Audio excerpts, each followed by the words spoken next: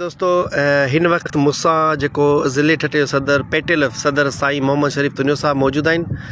साईं जिन खां हिकु ॿ सवाल कंदासीं। मरकज़ी वर्किंग कमेटी में जेके कुझु थियो, साईं वर्किंग कमेटी जा जेके से मेंबर आहिनि ऐं साईं हुते बहितरीन तकरीर कई उस्तादनि जे हक़नि में, ऐं साईं जेको अखियुं ॾिठो अहवाल ॾिठो उहो साईं खां पुछा कंदासीं त साईं छा हुते ॾिठो ऐं साईं वर्किंग कमेटी कहिड़ा फ़ैसिला कया।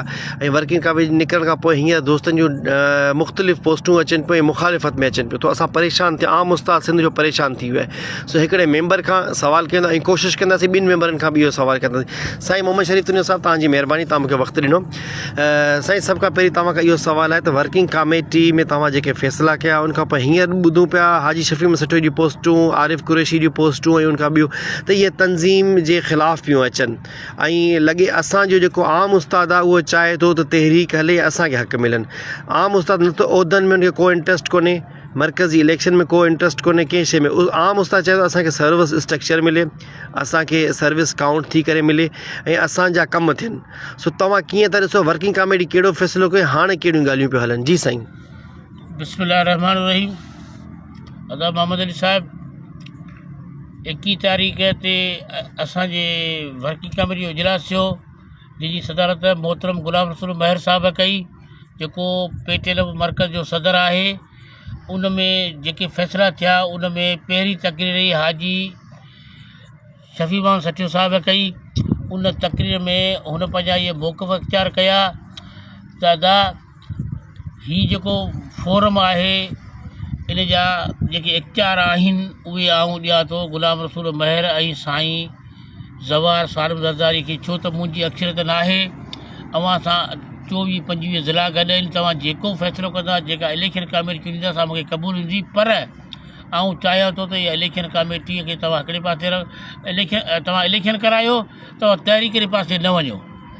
इहे लफ़्ज़ चई हाजी साहिब पंहिंजा इख़्तियार साईं सालिम ज़रदारी शहीद बेनज़ीर आबाद जे ज़िले जे सदर मोहतरम ज़वार साईं सालिम ज़रदारी खे ॾेई ऐं गुलाम रसूल महर खे ॾेई, जंहिंजा 27 ज़िलनि जा सदर शाहिद आहिनि, उहे ॾेई साईं थियो रवानो त बाबा साईं मोहम्मद मूसा जो तहज़ीती मेड़ा खुआयो, उते दोस्त बीठा आहिनि, आऊं उन सां गॾु थो वञा। मुंहिंजा इख़्तियार उस्तादनि मूंखे ॾिना आहिनि, ऐं इहे पंहिंजा इख़्तियार मरकज़ी सदर खे ऐं पंहिंजो जेको सो साईं ज़वार साहिब सालिम ज़रदारी खे ॾेई थो वञा।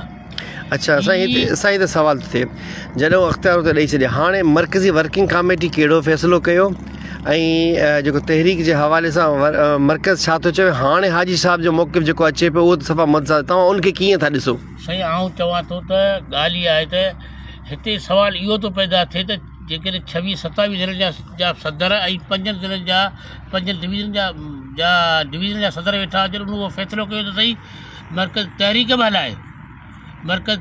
हलाए, ऐं मरकज़ इलेक्शन बि कराए। ज़रूरी कोन्हे नतीजा माण्हू खे मिलनि, तहरीक हलंदी आहे।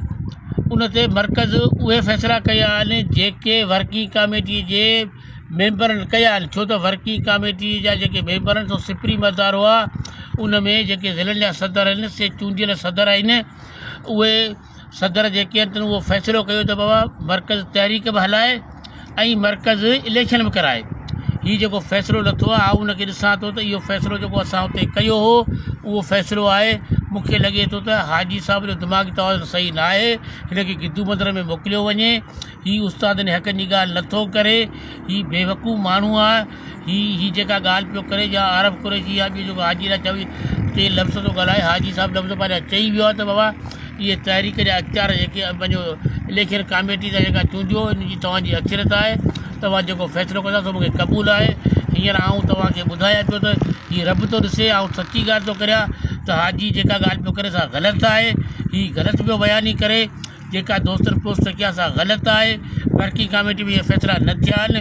वर्किंग कमेटी में 26 ज़िलनि जे सदरनि ऐं डिवीज़न जे सदरनि फ़ैसिला कया आहिनि त असांजा फ़ैसिला जेके आहिनि, असीं चाहियूं था त उस्तादनि खे फ़ाइदो थिए, सर्विस स्ट्रक्चर मिले। बायोमेट्रिक में जेके माण्हू अॼु जी ID बंदि आहे, या जेके बि उस्ताद सां मसइला लॻा पियल आहिनि, उहे मसइला हल थियनि, उन जे लाइ तहरीक हलाइणु खपे। ज़रूरी थोरी आहे त तहरीक हले असांखे फ़ाइदो थी वञे। उन में थींदो ईअं आहे, तव्हां ॾिसो त 2010 में साईं रफ़ीक जरवारा तहरीक हलाई आहे, टाइम स्केल आहे। टाइम स्केल असांखे मिलियो आहे 2018 में। माना मालूम थियो त तहरीक हलाइण जो इहो मक़सदु थोरी आहे त असांखे जेको उन ई महिल नतीजा मिली वञनि, मे बि मिलनि था या नथा मिलनि, पर तहरीक हलणु खपे। ऐं जस्तो ॾियां असांजे मरकज़ी बाडीअ खे जेको उन्हनि अमल कयो आहे, जेको असां फ़ैसिलो कयो आहे, उन ते इहे नतीजा लथा आहिनि। हाजी साहिबु ग़लति पियो करे, ऐं हाजी साहिबु चवां थो त अदालत मोटी अचे। जेका तव्हां इहा सोशल मीडिया ते ॻाल्हि कई आहे, ग़लति आहे, इनखे तव्हां बंदि करियो। तव्हां वरी मोटी अचो अदालत में, जेको तहरीक हले पई, जेको फ़ैसिलो मरकज़ कयो आहे, उन ते तव्हां पाबंद थियो। महिरबानी सर, महिरबानी sir, thank U sir, thank U तव्हांजे मौक़िफ़ जी। इहो ज़रूरी आहे त सिंध जो उस्ताद ॿुधे त वर्किंग कमेटी में कहिड़ा फ़ैसिला थिया। महिरबानी सर।